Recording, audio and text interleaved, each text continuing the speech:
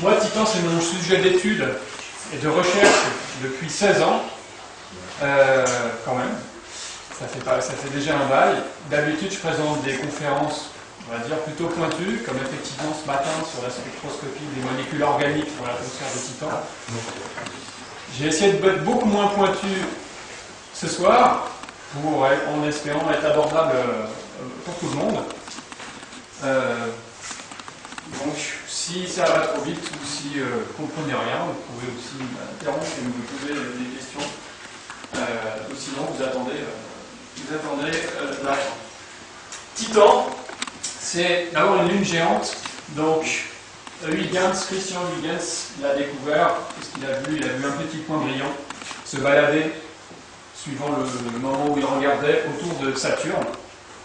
Ce petit point brillant,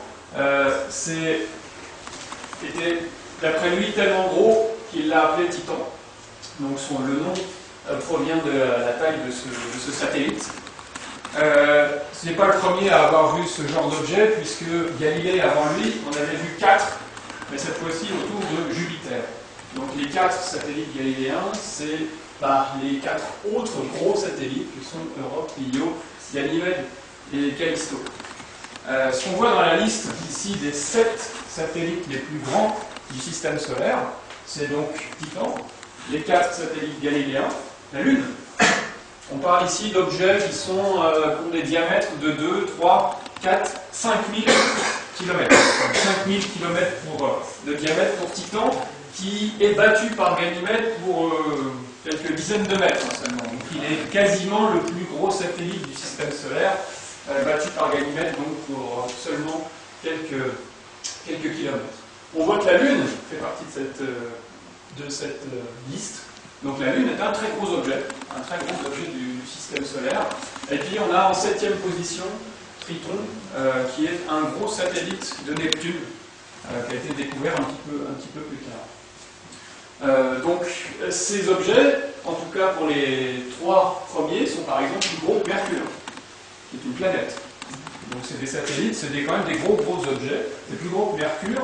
Titan et Ganymède sont pas loin de Mars. Donc quasiment, il leur manque 500 mètres de rayon pour atteindre la taille de Mars, mais c'est donc vraiment de très très gros objets.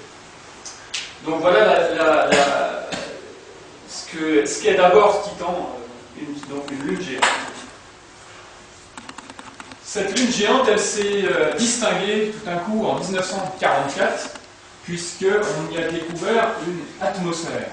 Donc un satellite avec une atmosphère, c'est particulier, puisque déjà, une planète avec une atmosphère, c'est pas garanti. Mercure n'a pas d'atmosphère, Mars a une atmosphère plutôt tenue, Vénus et la Terre ont des grosses atmosphères, et Titan, en tout cas c'est ce qu'a découvert Gérard Kuiper grâce à la détection du méthane. Donc l'atmosphère de Titan a été découverte grâce à une signature spectroscopique, celle de la molécule de méthane, donc le gaz naturel qu'on utilise dans l'eau chaudière sur Terre. On connaît bien le méthane.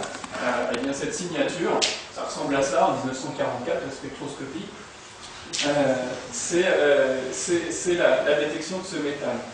Pourquoi on dit que c'est une atmosphère? Parce qu'on sait que le méthane,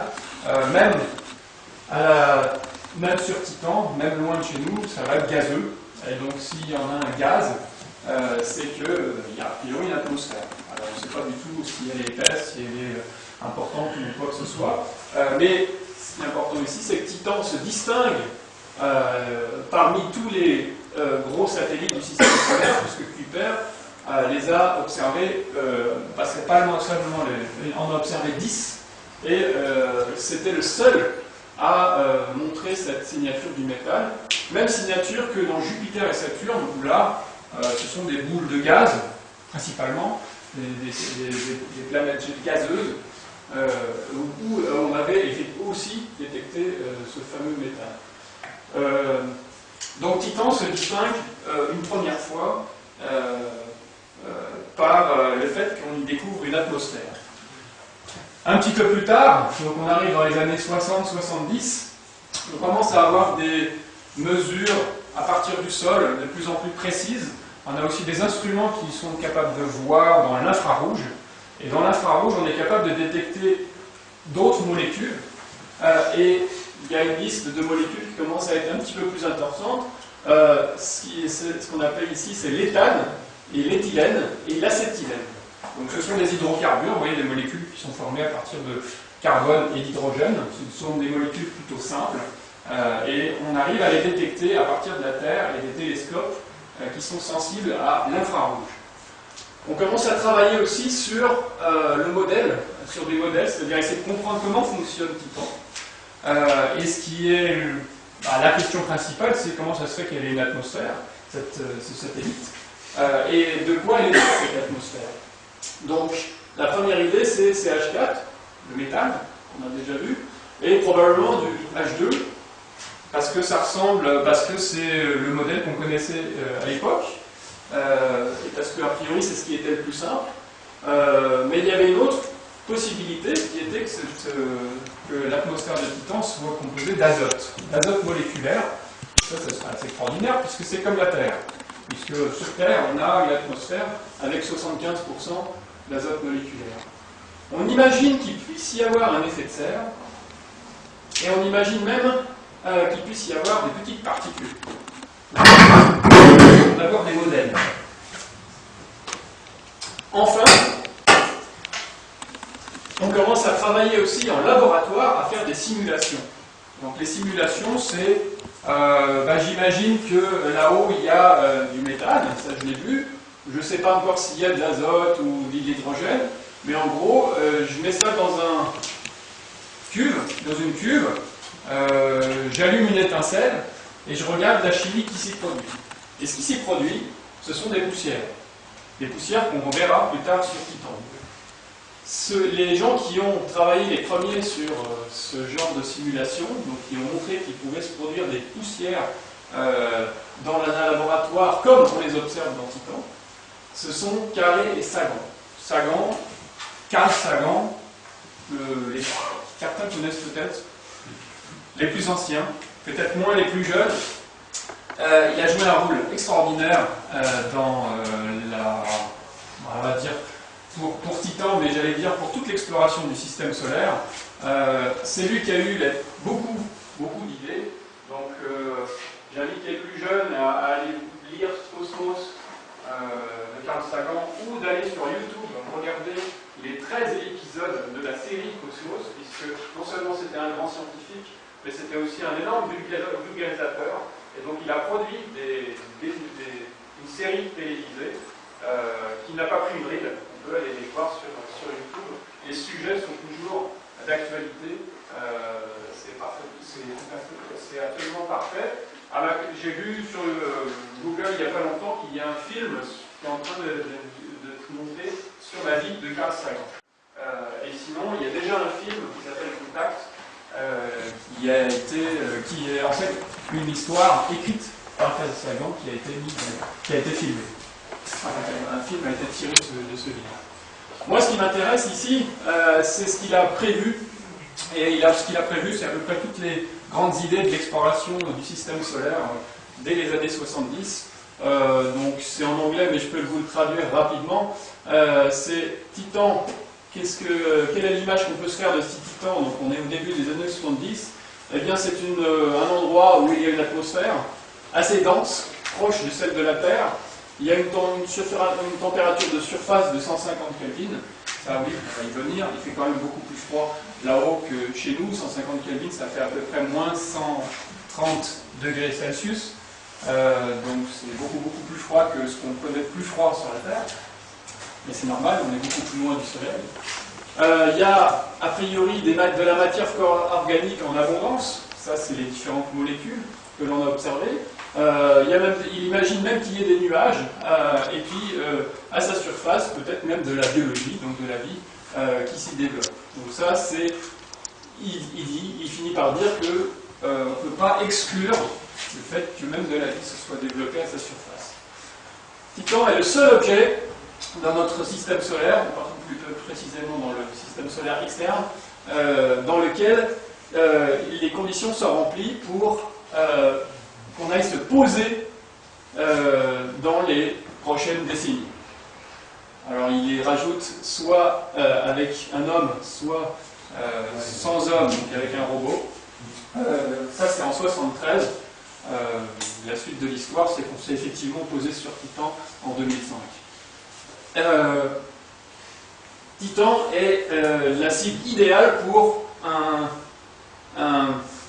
une mission Mariner Flyby, ça veut dire une sonde spatiale interplanétaire qui sera idéale pour passer proche de Titan et on y pourrait y détecter grâce à de l'ultraviolet ou de l'infrarouge la structure atmosphérique et même donc la composition. Donc ça aussi c'est en 73 et ça a été réalisé aussi puisque c'est ce que je vais vous parler maintenant. C'est la mission Voyager qui a fait en 1980 cette photo, la première photo de Titan de proche. Donc on est à 4300 km de Titan pour prendre cette photo et c'est la sonde Voyager donc, qui comme prévu par Sagan est passée tout proche de Saturne à cette époque-là. Donc ce qu'on y découvre, c'est que la surface est invisible, il n'y a aucune structure. D'habitude, vous regardez n'importe quel objet du système solaire, il y a des cratères, il y a des choses, on voit la surface. Là, la surface est totalement invisible. Ce qu'on voit, c'est un épais brouillard orange qui recouvre intégralement Titan. Intégralement. Alors là, on a des yeux visibles, donc c'est quasiment la vraie couleur des Titans. On sait déjà qu'il va falloir regarder avec d'autres yeux, d'autres instruments, notamment infrarouges, pour regarder si on peut passer à travers cette brume très épaisse. Donc, la mission Voyager, c'était déjà un instrument assez complexe, comme vous le voyez ici, avec différents instruments, et notamment des yeux infrarouges et des yeux ultraviolets, et puis les appareils photo et d'autres types d'instruments. Le résultat qui a été obtenu par notamment l'instrument radio. L'instrument radio est un instrument qui envoie des ondes radio. Ces ondes radio rebondissent sur Titan et reviennent. C'est ce qui permet de traverser l'atmosphère de Titan, donc traverser cet épais brouillard, et d'en déterminer déjà l'épaisseur, 1000 km. Donc l'atmosphère de Titan, c'est 1000 km, c'est-à-dire à peu près 10 fois plus épais que la Terre. Donc sur Terre, on dit qu'on a à peu près une centaine de kilomètres d'épaisseur atmosphérique. Si on est au-delà de 100 km, on voit la Terre d'en haut et on n'est plus dans l'atmosphère. Titan, c'est 10 fois plus épais, c'est 1000 km. Et la composition principale, 95% d'azote. Donc ça, c'est quelque chose d'extraordinaire puisque on a tout d'un coup un objet qui se rapproche de nous, une atmosphère extrêmement épaisse et une composition principale avec majoritairement de l'azote. C'est le seul objet dans tout le système solaire qui a des propriétés aussi proches que la Terre, puisqu'ils ont tous les deux des atmosphères importantes et une atmosphère majoritaire en azote moléculaire. En plus de ces informations-là, Voyager nous a aussi permis de détecter, on va dire, des molécules assez étranges, enfin on va dire plutôt exotiques, qu'il n'y a pas vraiment sur Terre. Ça, c'est des yeux infrarouges. Ça ressemble à ce que j'ai présenté ce matin. Donc pour vous donner une idée de à quoi ça a commencé les conférences de spectroscopie, ça ressemble plus à ça, c'est-à-dire que c'est en fonction des longueurs d'onde, des signaux comme ça qui montent et qui descendent, et ces pics-là, on arrive à en déduire de quelles molécules il s'agit. Alors vous voyez que c'est des molécules, certaines, peut-être que vous connaissez bien, le CO2, donc, sur Terre, on en rejette sans doute un petit peu trop, et donc ça réchauffe pas mal. Sur Titan, on va voir qu'il y a aussi des effets de réchauffement d'ailleurs. Et puis d'autres molécules où vous combinez en général du carbone, de l'hydrogène, de l'azote et de l'oxygène. Un petit peu d'oxygène, pas beaucoup en fait, qu'on inclut dans cette molécule-là, pour former tout un tas de molécules. Donc ça a déclenché énormément d'études sur la chimie en Titan. C'est pour ça, on va dire, qu'il y a des gens qui font de la planétologie et qui sont chimistes. C'est pour étudier ce genre de chimie complexe, puisque toutes ces molécules-là ont été formées à partir de l'azote et du méthane qu'il y a en majorité. C'est des réactions chimiques qui provoquent, ou qui produisent tous ces éléments-là. Donc ça c'est 1980. 30 ans après, on y travaille encore. Alors la petite différence, on va dire, j'en ai déjà parlé, allez, on va dire la grosse différence par rapport à notre Terre, c'est évidemment la température. Donc il n'y a pas de mystère.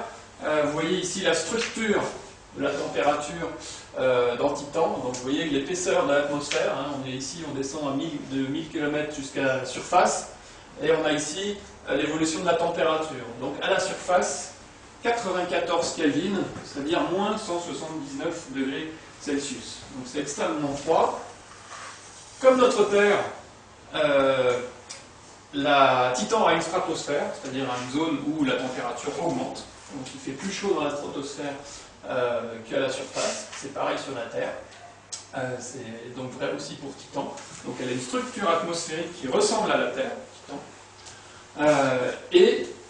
Mais ça ne dépasse pas les 200 Kelvin, c'est-à-dire ça ne dépasse pas les moins 70, même à 250 km d'altitude. Donc ça, c'est pas étonnant.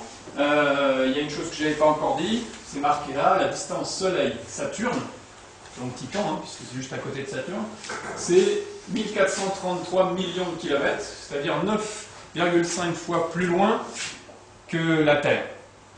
Si je prends le Soleil comme point de départ, d'accord ? Donc la distance Soleil-Terre, là cette distance Soleil-Titan est 9,5 fois plus grande que la distance Soleil-Terre. En termes d'énergie et donc de lumière, il y a une petite erreur. La quantité d'énergie solaire aussi est presque 100 fois plus faible sur Titan que sur la Terre, puisqu'effectivement l'énergie se disperse comme le carré de la distance. Donc vous avez 100 fois moins de soleil, on va dire, sur Titan que sur la Terre. Et donc à une température très basse. Alors il y a une température très basse, mais il y a quand même un autre point commun. On a vu un peu la structure. Cet autre point commun, c'est l'effet de serre. Donc l'effet de serre, c'est ce qui nous permet de vivre confortablement à une vingtaine de degrés en moyenne. S'il n'y avait pas d'effet de serre, on serait en général on serait à peu près à moins 10 degrés en moyenne sur Terre. Sur Titan, il y a aussi un effet de serre, c'est-à-dire que malgré qu'il fasse très très froid, s'il n'y avait pas d'atmosphère, s'il n'y avait pas ces particules, en fait, parce que l'effet de serre qui est dû notamment à l'ozone sur Terre, à l'eau, au CO2 et au méthane, il est dû principalement aux particules. Donc ce que j'appelle les particules, c'est tout c'est ce qu'on voit et qui est orange, hein, qui couvre la surface. C'est parce que c'est un brouillard, c'est donc une sorte de brouillard orange. C'est ça que j'appelle les particules, et c'est elles qui provoquent cet effet de serre qui augmente aussi de plusieurs dizaines de degrés la température dans l'atmosphère de Titan. Ce qu'on peut aussi dire, c'est que ces particules et ces molécules un petit peu complexes, ce qui est prévu, c'est qu'elles se condensent et qu'il pleuve. Alors qu'est-ce qu'il va pleuvoir là-haut ? Eh bien, il va pleuvoir du méthane. Donc l'eau, bien sûr, c'est beaucoup trop froid pour qu'il puisse y avoir la moindre eau liquide sur Titan. Par contre, le méthane, lui, qui est gazeux, à un moment donné, dans l'atmosphère de Titan, on est dans les gammes de température et de pression pour qu'il se condense. Donc de la même manière que la vapeur d'eau, les nuages donc, sur Terre, à un moment donné, condensent et il pleut, eh bien, on est dans la même gamme de température pour le méthane dans Titan, c'est-à-dire qu'il pourrait pleuvoir du méthane, et donc on pourrait imaginer des lacs, des fleuves, des rivières de méthane sur Titan. Mais on n'en est pas encore, mais presque. Alors, je vous ai parlé aussi de cette chimie particulière que l'on trouve dans Titan. L'atmosphère de Titan, c'est un énorme réacteur chimique donc, qui est beaucoup étudié depuis maintenant de nombreuses années. On peut le reproduire au laboratoire. Donc voilà à quoi ça ressemble. Ça, c'est au LISA, donc dans notre laboratoire, qu'on fait ce genre d'expérience depuis pas mal d'années déjà. Donc en gros, il s'agit d'éclairer avec de la lumière ultraviolette et des particules énergétiques, si l'on peut, comme Saturne est capable de le faire, l'atmosphère de Titan, ou, si on le fait en laboratoire, de l'azote et du méthane. Et alors, on dissocie le méthane et l'azote. Donc le CH4 se casse en différents morceaux, l'azote se coupe en deux, et ces fragments qui forment toutes les nouvelles molécules. Et finalement, c'est aussi les molécules complexes qui finissent par produire les particules à l'origine du brouillard.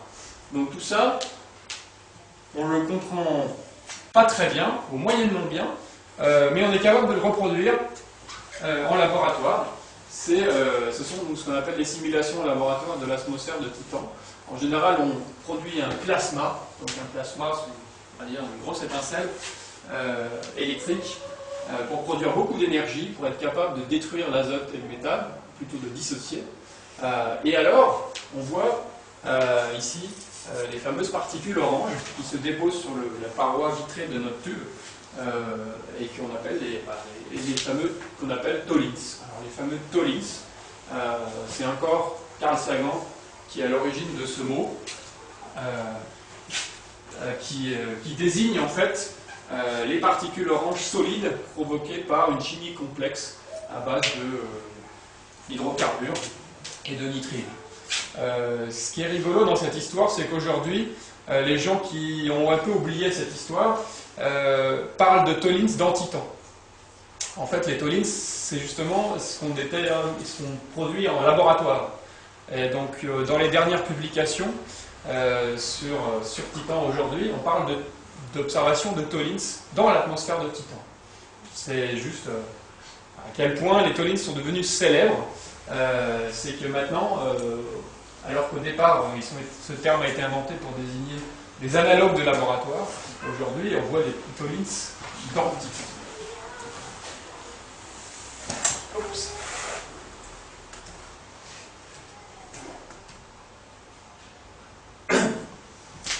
Alors pourquoi continuer à explorer Titan? Là, c'est juste un petit point d'étape. Titan, c'est le seul satellite possédant une atmosphère. C'était déjà 1944 et ça n'a pas changé depuis. Majoritairement composé d'azote, ça c'est vrai que c'est assez exceptionnel. La pression à la surface, je n'en avais pas encore parlé, 1,5 bar. Donc c'est vraiment une atmosphère importante, 50% plus dense, plus importante que la pression terrestre. Donc sur Titan, on sent le poids de l'atmosphère au-dessus de sa tête. Titan ressemble à la Terre primitive avant l'apparition de la vie et l'oxygène. Alors ça, c'est aussi quelque chose qui ressort un peu des différentes choses que j'ai vues.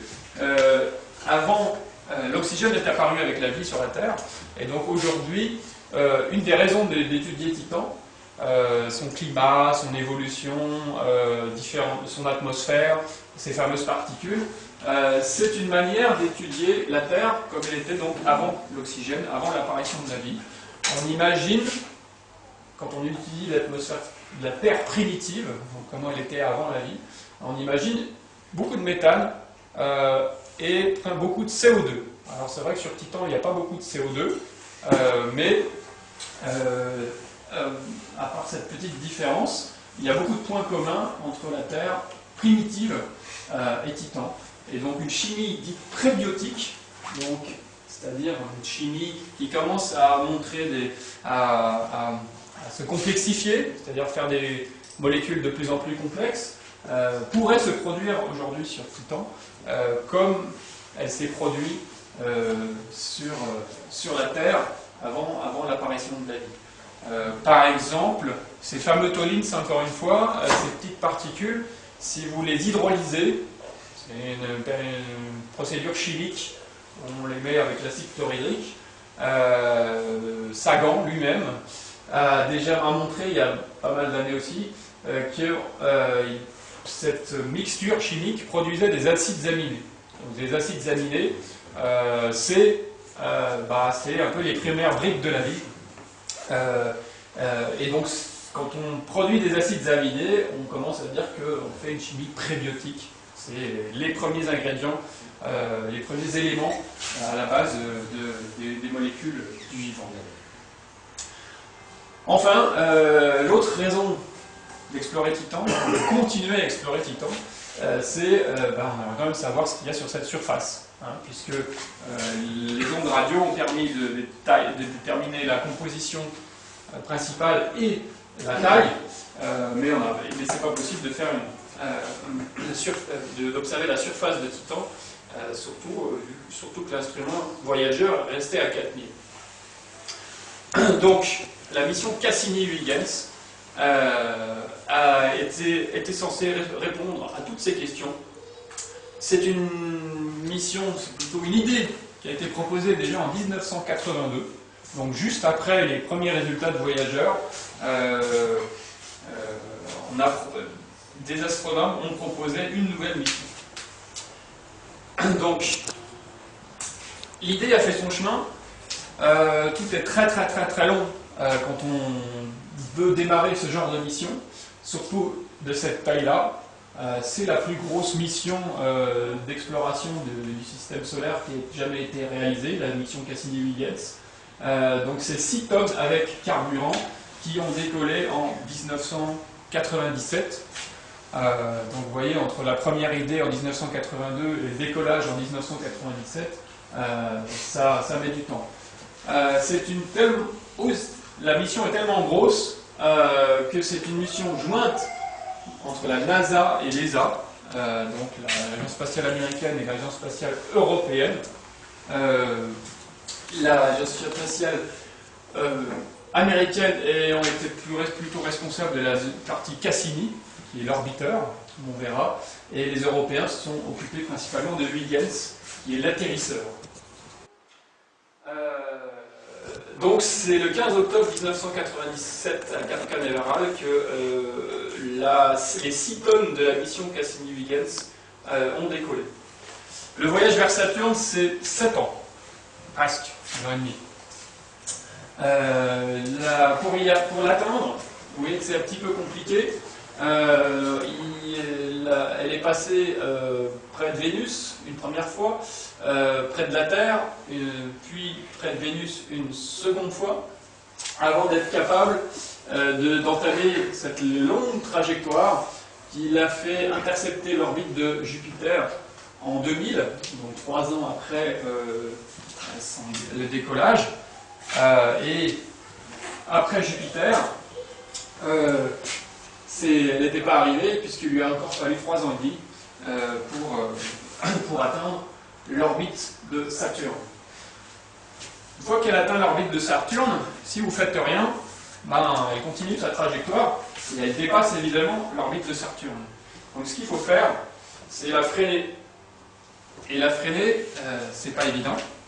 Donc la freiner, c'est ce qui permet de la mettre en orbite autour de Saturne. Donc vous la freinez de manière à ce qu'elle prenne juste la vitesse qui lui permette de rester en orbite autour de Saturne. Comme vous voyez, comme vous le connaissez Saturne, il y a des anneaux dans Saturne. Et donc la Cassini est passée à travers les anneaux. Donc c'était hautement périlleux comme manœuvre, mais elle a réussi. Elle a tellement réussi qu'elle est aujourd'hui toujours en orbite autour de Saturne, cette mission Cassini. Donc elle est toujours en orbite autour de Saturne et il est prévu qu'elle continue jusqu'en 2017.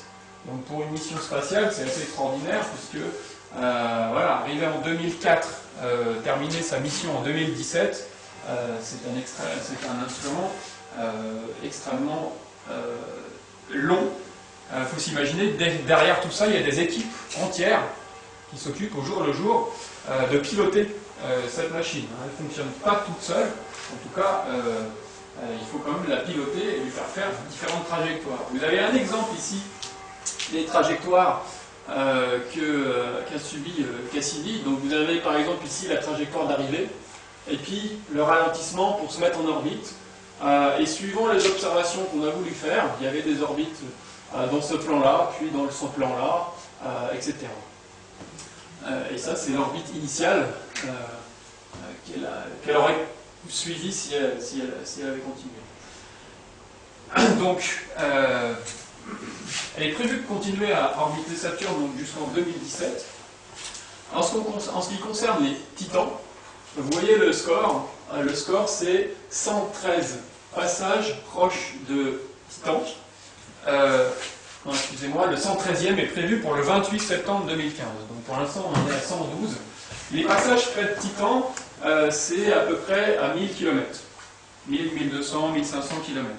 On ne peut pas descendre en dessous parce que sinon on va se faire attraper par l'atmosphère, puisque l'atmosphère fait 1000 km.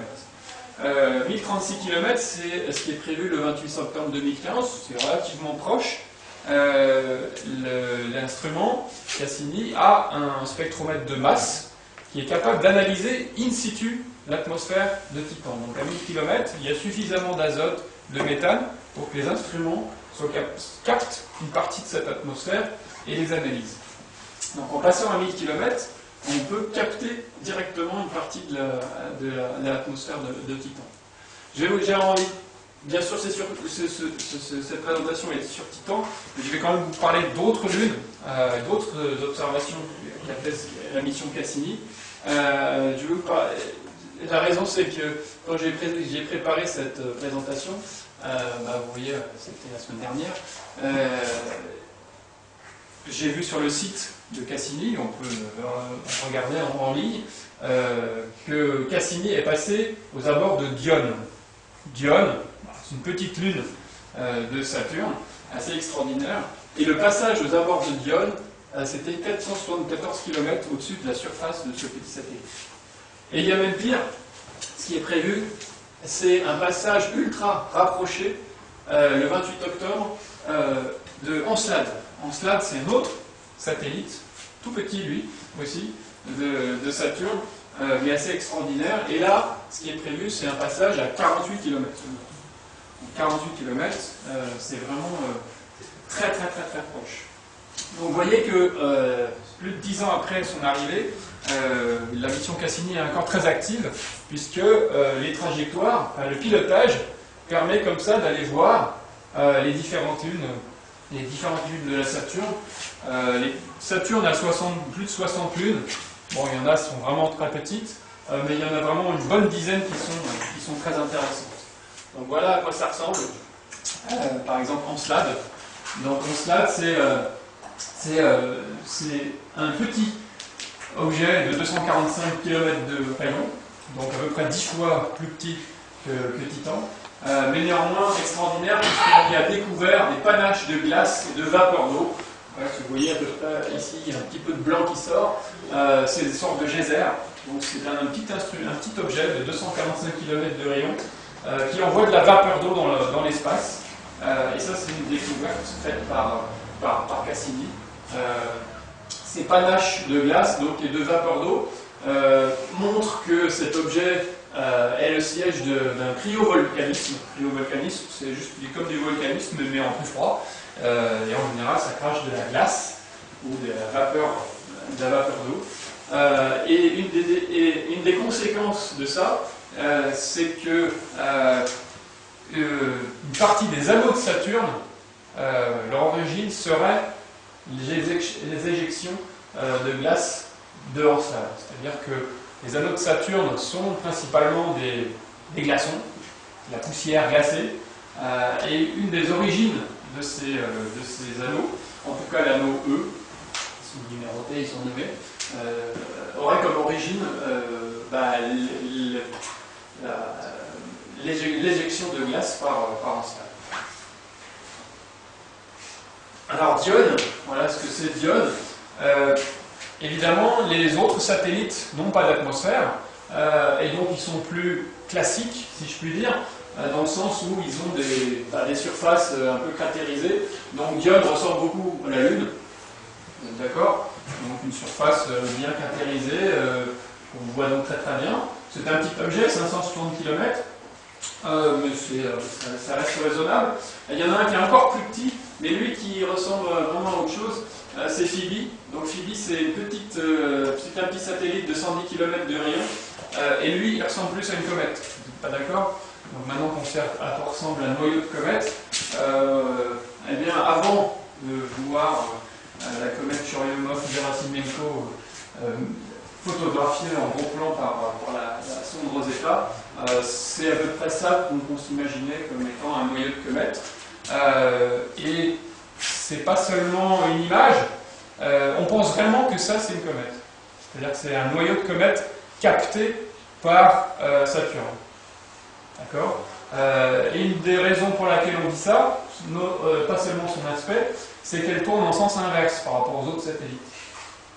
Donc les satellites, ils tournent tous dans le même sens que Saturne, puisqu'ils ont été formés a priori au même moment. Mais cet objet-là, il tourne dans l'autre sens. Donc il a eu une trajectoire complètement différente et a été capté par Saturne. Donc voilà, il y a énormément de petites histoires et de découvertes faites par Cassini. Mais on va quand même revenir au gros. Vous voyez, petite famille des satellites de Saturne. Donc vous voyez le gros ici. Et je vous ai parlé à l'instant du petit Phoebe ici, de Dione et de Encelade, qui est là-bas. J'aurais pu vous parler de Hyperion, qui est encore plus bizarre. Mais revenons donc au gros. Donc Titan, il est unique. Et ce qu'on découvre sur cette image, c'est la fameuse couche de brume, ok, orange, mais on découvre aussi la couche de brume détachée. Donc ici en violet, c'est simplement parce que les rayons du soleil se reflètent sur cette couche de brume détachée et qu'on voit ce reflet. Et donc ça fait un reflet violet et on voit bien à quel point c'est détaché. Donc ce qui veut dire, c'est que cette brume, elle se forme à un endroit dans l'atmosphère, mais elle ne se forme pas de manière continue sur toute l'atmosphère, puisqu'on voit une zone bien distincte dans l'atmosphère où on voit cette brume.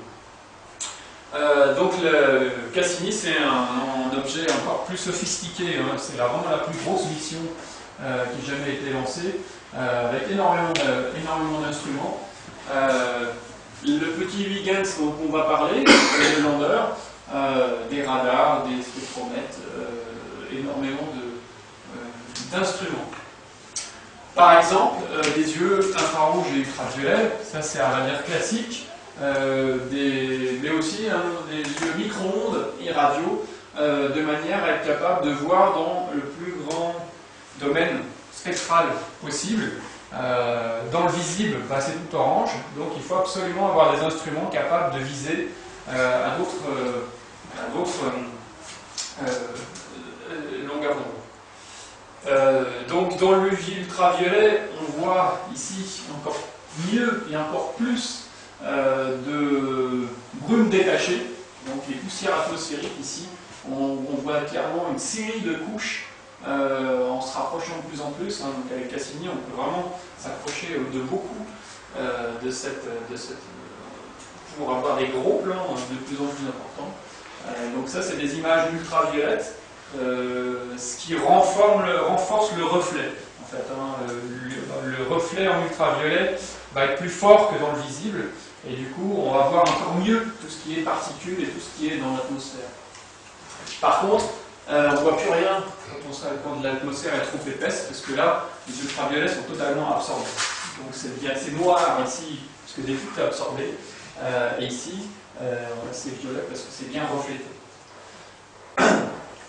Alors ensuite, on essaye les yeux infrarouges, et là, on a les premières détections, même si on pensait qu'il y allait en avoir, de nuages. Alors ils ne sont pas super évidents sur cette image-là.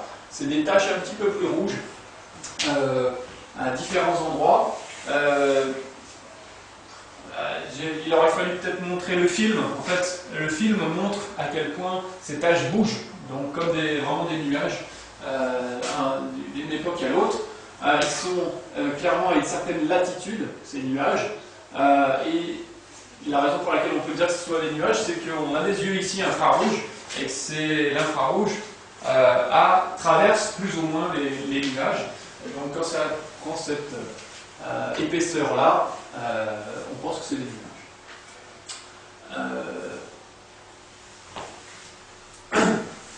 Là, c'est peut-être encore plus flagrant, quoique, je ne sais pas si vous... Est-ce qu'on peut éteindre pour avoir plus de contraste sur ces nuages? Donc là, ce que vous pouvez peut-être voir, c'est un cyclone. D'accord? Donc c'est toute une couche de nuages comme ça qui tourne. Donc on appelle ça le vortex polaire parce que ce cyclone se situe justement au-dessus du pôle nord de Titan. Donc vous voyez à quel point on est capable de se rapprocher grâce à ces instruments-là. Donc c'est un système de nuages tourbillonnants au-dessus du pôle nord. Donc un énorme cyclone qui est observé ici et qui a déclenché là aussi énormément d'études sur le climat de Titan, sur la météo, sur le système atmosphérique de Titan. Et la surface dans tout ça, donc la surface, on commence à être capable de l'observer. Parfois il faut combiner différentes longueurs d'onde. Il faut regarder à des longueurs d'onde infrarouges un peu différentes. On retrouve des jolis nuages blancs ici. Alors, quand je vous montre des images infrarouges ou ultraviolets, on est ce qu'on appelle en fausse couleur, c'est-à-dire que voilà, nous on voit que le visible, et donc à partir du moment où on fait des images à partir d'instruments qui mesurent de l'ultraviolet ou de l'infrarouge, on peut montrer que des fausses couleurs. Donc ce qu'il faut regarder ici, c'est le contraste. Donc il y a des zones très noires et des zones très blanches. Clairement ici, on interprète ces taches blanches comme des nuages. Et cette zone-là, de fort contraste, entre des zones très sombres et des zones plus claires, comme la surface. Donc ce qu'on voit, c'est un fort contraste à la surface, et surtout, quelque chose qui est très très différent de tous les autres satellites connus jusqu'à présent, a priori l'absence de cratères. D'accord? C'est-à-dire que là, s'il y avait des cratères, on verrait des formes. On verrait au moins les formes des cratères sur cette surface. Alors, ce qu'il faut rajouter peut-être, c'est qu'ici, on a une vraie visibilité que sur le milieu de l'image. Vous voyez que tout le contour est flou. Ça, c'est à cause de l'image infrarouge qui, alors qu'elle traverse les bords du satellite, n'a plus assez de signal pour être capable de faire une image. Donc c'est vraiment la zone centrale ici qu'il faut regarder. Et donc on voit vraiment cette zone très sombre et des zones plus nettes, plus claires, et l'absence de cratères. C'est la première idée de la surface de Titan qui est obtenue ici. On a, en plus de l'infrarouge, l'instrumentation radar.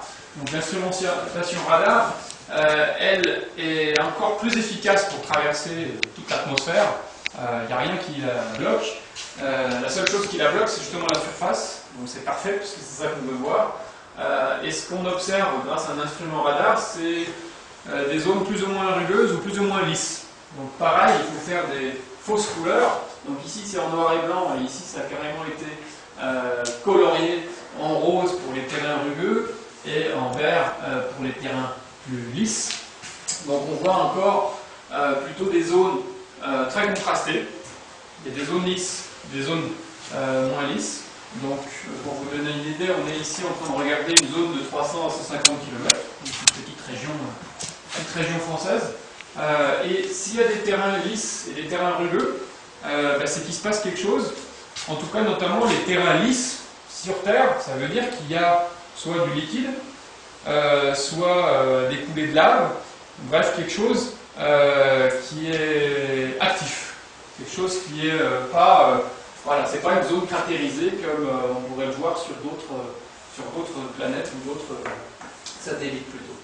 Donc on a ici quelque chose d'a priori actif sur Titan. Et on commence à les voir. Ici, c'est pas juste des craquelures, ce sont vraiment des rivières. Alors, sans savoir s'il y a vraiment du liquide dedans, au moins on voit qu'il y a des traces de coulure sur cette image. Plus évident sur la prochaine. En tout cas, c'est à nouveau le radar de Cassini qui est capable d'observer ça. Ici, carrément une image 3D, donc reconstituée avec plusieurs angles de vue pour reconstituer une quasi-image 3D d'une zone, a priori de rivière. Tout ce qui est sombre ici, c'est plus profond.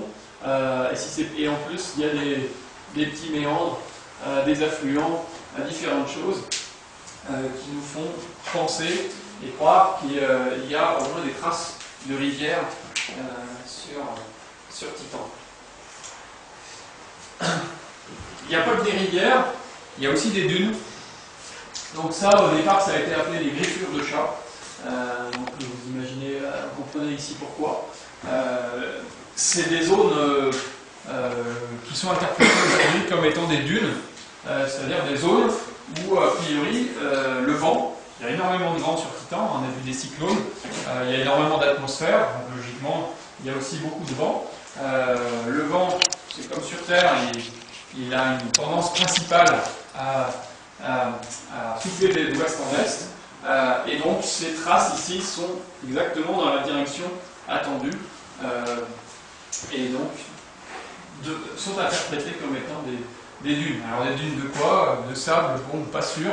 En tout cas des dunes de matériel suffisamment léger pour être soufflé et donc aligné de cette manière-là. Alors il y a ici une sorte de bassin. Donc ici on imagine voir une zone circulaire. Donc on pense être un bassin circulaire assez grand, 440 km, qui pourrait être un ancien cratère, donc un gros cratère. Sur Terre, on en a des exemples aussi comme ça. La plupart des cratères ont disparu sur la Terre à cause de l'activité terrestre, sauf les très très gros qu'on arrive à voir avec justement des radars de cette manière-là. Donc il n'y a pas de zone de cratérisation sur Titan comme il y a sur les autres satellites, mais il pourrait y avoir quand même quelques anciens cratères qui seraient à l'origine de ce bassin circulaire. Il pourrait y avoir aussi du volcanisme, mais évidemment pas du volcanisme chaud comme sur la Terre, mais du cryovolcanisme, plutôt donc type comme sur Encelade. On n'a pas observé de geyser, mais on a observé, alors ici c'est pas très très net, il n'y a pas une autre photo, ah voilà, ça c'est la version colorisée. Donc ce qu'on observe ici, on essaye de zoomer ici, et ce qu'on a représenté un peu de manière différente ici, c'est a priori une zone un peu blanche. Donc tout ce qui est blanc ici, ce serait une zone d'un cryovolcan avec un peu de coulure par ici et par ici. En tout cas, c'est comme ça que cette image a été interprétée. Donc le cryovolcanisme, ce serait des éjections ou des coulures de mélange de glace d'eau avec éventuellement un peu d'hydrocarbures mélangés. C'est pas fini. Sur Titan, on a aussi découvert des lacs. Ça, c'est le premier lac qui a été découvert sur Titan. Alors, comment on voit un lac? Donc, à nouveau, on a ici uniquement des caméras radar ou infrarouge. Non, ça doit être le niveau du radar. Et le radar, lui, il est très sensible. Il observe des zones contrastées. Donc, on a du blanc et du noir. Et ici, tout d'un coup, on a une tache, une drôle de forme, vraiment très noire. Et si c'est très noir, c'est que c'est très lisse. Et donc, comme il n'y a pas plus lisse que du liquide, eh bien, on interprète ça comme une zone vraiment liquide, et donc comme un lac. Alors, qu'est-ce qu'il pourrait y avoir eau, si je puis dire. Pas de l'eau. Ouais. Vous avez dit que c'était que du métal qui tombait. Voilà, exactement. C'est pas de l'eau, c'est pas de l'eau, c'est du méthane liquide, de l'éthane liquide ou de l'éthylène liquide. En fait, pourquoi? On n'en sait rien, on est incapable d'analyser ce qu'il y a dans ce lac, mais on sait chimiquement et thermodynamiquement principalement quelles sont les molécules qui vont pouvoir se retrouver à l'état liquide, à la température et à la pression de la surface de Titan. Donc il n'y a pas de mystère, a priori, ça ne peut être que du méthane ou de l'éthane, donc j'ai appelé ça des hydrocarbures. Verset 1 mais on peut parler de méthane et d'éthane. Alors depuis, on a fait beaucoup de progrès sur les lacs dans Titan. Donc cette photo-là est particulièrement jolie. Donc c'est le radar qui fait ces images-là. Alors là, à nouveau, c'est des fausses couleurs. Donc évidemment, c'était très tentant de colorier en bleu tous les lacs. Donc c'est ce qui a été fait ici. Et la particularité, et c'était un peu une surprise, c'était absolument pas attendu, c'est que les lacs se trouvent en grande partie autour du pôle, des pôles. Ici c'est le pôle nord, mais on est aussi autour du pôle sud. Alors qu'on n'en voit absolument pas sur toute la zone équatoriale de Titan. Donc ça, c'est pas vraiment expliqué aujourd'hui, on le constate, c'était un peu une surprise. Mais vous voyez qu'ils sont assez étendus. Donc on parle aujourd'hui de mer, carrément de mer observée dans Titan, et plus seulement de lac, tellement cette zone est étendue. Donc à nouveau, hydrocarbures liquides pour tout ce qui est noir et bleu, alors que la zone solide, a priori, sont marrons et seraient sans doute les tholithes qui sont descendus sur la surface et qui ont gardé cette couleur marron. Donc ici, on ne voit que la surface, il n'y a absolument pas d'atmosphère. Donc cette surface, on a déjà une bonne idée maintenant, sauf qu'en janvier 2005, on n'avait absolument pas vu tout ça. On n'avait pas vu les lacs, ni les mers, ni les dunes, ni quoi que ce soit. Ça faisait à peine 6 mois qu'on commençait à prendre des observations de Titan.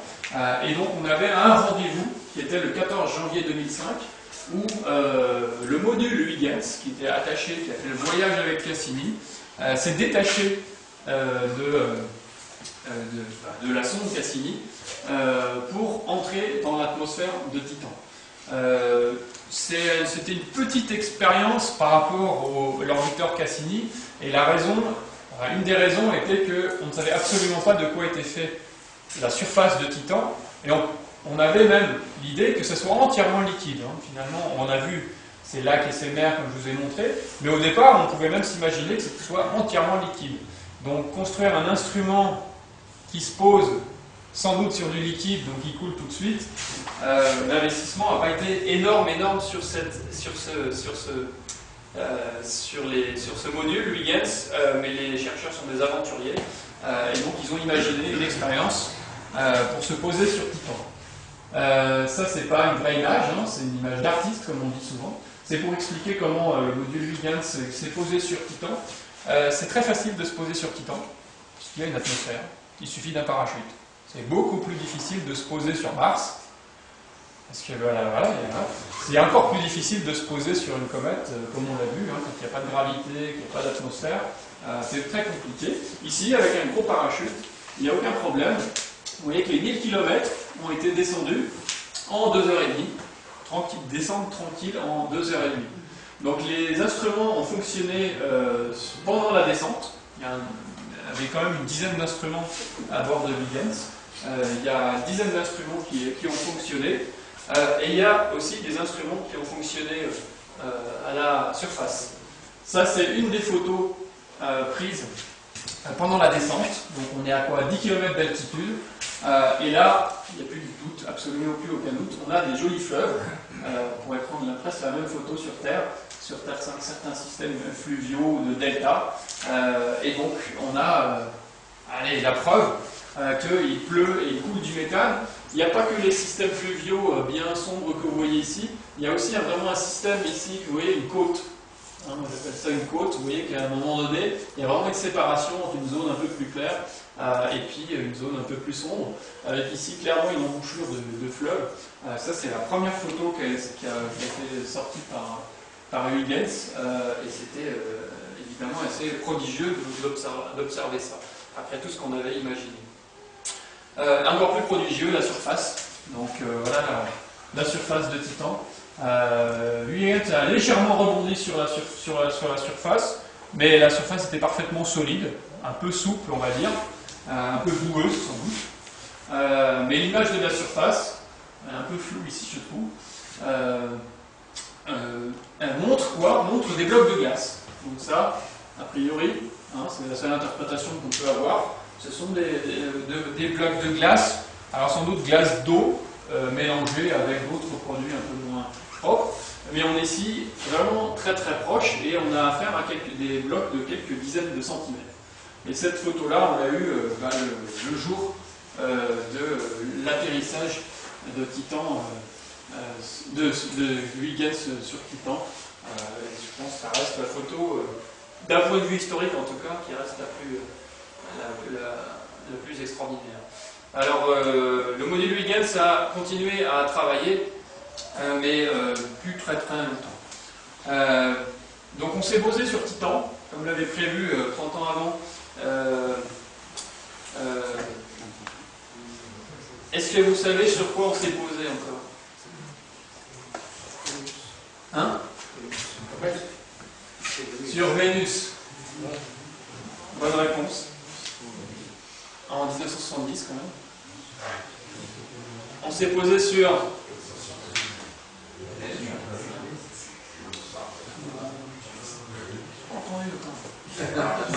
Hein? Mars. En 1976. On s'est posé un peu avant, mais là, ça c'est une photo de 1976 et de Vicky. On s'est posé sur... Voilà. Et on s'est posé sur quoi d'autre? Assez récemment. Hein. Est-ce que vous avez d'autres atterrissages, alunissage ou je sais pas quoi il Le soleil? Non. Alors déjà, il faut que ça soit solide pour pouvoir se poser. Hein. Se cracher. On peut se cracher dans plein. On s'est craché dans plein d'objets. Dernièrement, là, quels sont ces crachés? Exactement, oui. En 2015, on s'est craché sur Mercure. Tout à fait. Précédemment, on s'était craché aussi sur Jupiter. Galiléo s'est craché sur Jupiter. On s'est craché sur... on s'était déjà craché sur des comètes avant, Deep Impact. D'autres atterrissages ou crachages? On s'est craché sur Mars. On s'est souvent craché sur Mars. C'est vrai. Et sur Vénus. Il y a eu plus de crash. Énormément. Et très très souvent. Pardon? Il y a eu plus de crash que d'atterrissage. Oui. Alors, oui, je pense. Sur Mars, et sur Vénus. Alors sur Vénus, il faut savoir que les instruments, ils n'ont jamais fonctionné plus de quelques heures, parce que la température, la pression est tellement énorme que sont assez rares les photos de Vénus. Vous savez sur quoi on va se cracher en 2017? Sur Saturne. Sur Saturne. La fin de la mission Cassini, bien sûr. Et on va se poser sur un astéroïde bientôt, les Japonais. Ça pourrait, oui, effectivement, on pourrait compléter avec le prochain atterrissage, ça pourrait être un astéroïde. Donc, en conclusion, la mission Cassini, qu'est-ce qu'elle nous a appris? Que Titan possède un cycle méthanologique, donc comparable au cycle hydrologique de la Terre, donc avec évaporation, nuages, pluie, rivières, lacs et mers. Le méthane est détruit dans la haute atmosphère de Titan et probablement reconstitué par cryovolcanisme. C'est vrai que ça c'était une question que je n'avais pas posée avant, mais il se trouve que le méthane étant détruit dans l'atmosphère par les rayons du soleil, eh bien on se posait la question de comment ça se fait qu'au bout de plusieurs milliards d'années, a priori de l'existence de Titan, il y a toujours du méthane. Et cette détection de cryovolcan, qu'on pense avoir fait, pourrait être une bonne réponse à l'origine du méthane. Comme dans la toundra en Sibérie, le méthane est bloqué dans la glace, dans le permafrost. Eh bien, il pourrait y avoir une sorte de permafrost de méthane sur Titan qui serait relargué par cryovolcan. Il y a une relation avec les cyclones, non, de ça? Pas forcément, non. Non, donc c'est vraiment la reconstitution de la quantité de méthane qui posait problème. Et a priori, le méthane viendrait de l'intérieur, donc des tripes de Titan, et sortirait par cryovolcanisme. Alors Titan n'est pas entièrement recouvert de liquide comme on avait pensé à un moment donné, mais par contre possède énormément de grandes étendues liquides, mais aussi des grandes étendues de résidus solides, donc toute la zone équatoriale, tout ce qui était marron, là où on s'est posé. On aurait finalement pu se poser dans un lac si on avait visé le pôle Nord, mais la zone équatoriale où s'est posé Huygens, c'était bien solide, et la majorité de Titan est quand même solide et non liquide. Donc voilà, je finis peut-être avec deux images. Qu'est-ce que vous voyez?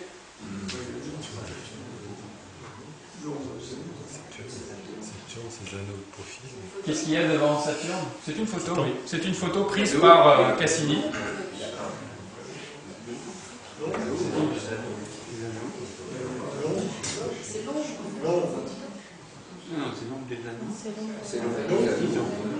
C'est Titan. Devant Cassini.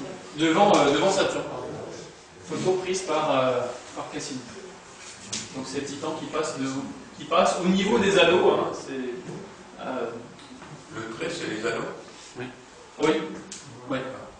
Ouais, mais vu par la tranche, sans doute, ça fait cette anticipation. Ça c'est quoi? La Terre. La Terre vue de 1300 et quelques millions de kilomètres. Donc vue de Cassini, donc vue de la distance où est Saturne, c'est la Terre. On voit le soleil clairement en bas, c'est quoi? Alors oui, là il y a les anneaux et puis on voit le bord de Saturne qui est éclairé par le soleil. Donc je crois que le soleil doit être derrière, oui forcément derrière, et donc on voit une partie du soleil qui se alors ceux qui connaissent Carl Sagan savent que ça c'est une idée de Carl Sagan aussi, c'est de regarder la Terre vue de très très très loin. Et ici on est à 1300, donc j'ai dit millions de kilomètres, mais c'est pas le record. La Terre a déjà été observée de beaucoup plus loin que ça, de 6000 millions de kilomètres. Et c'est Voyager qui effectivement, d'après l'idée de Carl Sagan, a fait cette observation. Il en a même fait un texte que je vous conseille de lire. Il a même fait un livre qui s'appelle The Pale Blue Dot, qui veut dire le petit point bleu tout pâle, qui est très très loin comme ça. Et il a... allez voir sur internet, The Pale Blue Dot, c'est un texte assez extraordinaire, je trouve, sur le fait qu'on est un peu petit dans ce grand monde. Et je m'arrête là pour cette présentation.